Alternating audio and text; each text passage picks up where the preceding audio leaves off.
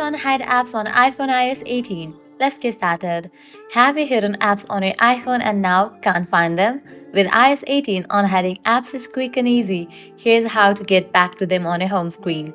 First, head over to your app library by swiping all the way to the right on your home screen. Once you're in the app library, scroll all the way down.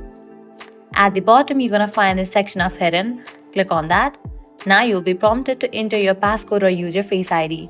Once you do that, you're gonna find the list of the apps that you have hidden. Now how to unhide any of the app. For that, press and hold on the app. Click on the option Don't Require Passcode. Now enter your passcode or use your Face ID. With that, you will be able to find the app in your home screen. Likewise, do the same for other apps as well. Press and hold on the app. Click on Don't Require Passcode. Type in your passcode or use the Face ID. With that, app gonna appear in the home page. So this is how you can easily unhide apps on iPhone iOS 18. If this guide was helpful, don't forget to like, share and subscribe to our channel. Thanks for watching.